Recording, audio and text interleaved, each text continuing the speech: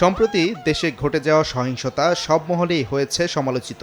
আলোচনার কেন্দ্রে রয়েছে সংঘর্ষ ও নৈরাজ্যে হতাহত আর ধ্বংসযজ্ঞের বিষয়গুলো। ঘটনার বিচার বিভাগীয় নিরপেক্ষ তদন্ত সহ আন্তর্জাতিক সংস্থার অনুসন্ধানের বিষয়টিও জোর দাবি তুলেছে বিভিন্ন রাজনৈতিক দল। সরকারি চাকরিতে কোটা সংস্কারের দাবিতে শিক্ষার্থীদের আন্দোলন হলেও সহিংসতা ও হত্যাকাণ্ডের দায় নিয়ে পক্ষে বিপক্ষে মত দিচ্ছেন রাজনীতিবিদ সহ সব শ্রেণী পেশার মানুষ। তবে ক্ষমতাসীনদের জোর দাবি, শিক্ষার্থীদের আন্দোলনে ভর করে বিএনপি ও জামাত শিবির নাশকতা করে সরকার উৎখাতের ষড়যন্ত্র করছে। বিশেষ করে সেতু ভবন ও মেট্রো স্টেশন সহ বিভিন্ন সরকারি স্থাপনায় অগ্নিসংযোগ ভাঙচুরের ঘটনায় সরাসরি জামাত শিবিরকে দায়ী করেছে সরকার।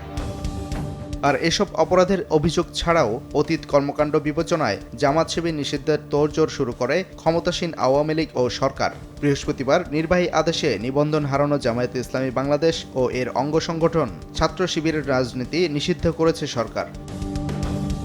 এর সমালোচনা ও নিন্দা জানিয়ে বৃহস্পতিবার রাত 11:15টার দিকে গণমাধ্যমে বিবৃতি দেয় জামায়াতের মিত্র বিএনপি। দলটির মহাসচিব মির্জা ফখরুল ইসলাম আলমগীর স্বাক্ষরিত বিবৃতিতে দাবি করা হয়, হয় সঙ্গী না হয় জঙ্গি এই নীতিতে বিশ্বাসী আওয়ামী লীগ। জামায়াতে ইসলামীর সঙ্গে জোট বেঁধে নির্বাচন করা সহ জোটগত কর্মসূচিও পালন করেছে আওয়ামী লীগ, কিন্তু সরকারের সিদ্ধান্তের সমালোচনা করায় এখন তাদের নিষিদ্ধ করেছে ক্ষমতাসীন দল, এমনটাই দাবি করেন বিএনপি মহাসচিব। ক্ষমতাসীন দলের মন্ত্রী ও নেতারা নিজেদের অপরাধ আড়াল করতে তৃতীয় শক্তি আবিষ্কারের চক্রান্ত করছে অভিযোগ করে মির্জা ফখরুল দাবি করেন, এই তৃতীয় শক্তি হিসাবে বিএনপি ও বিরোধী দলগুলোকে বোঝাতে চাইছে সরকার, যা তাদের ভুল সিদ্ধান্ত বলেও মন্তব্য তার।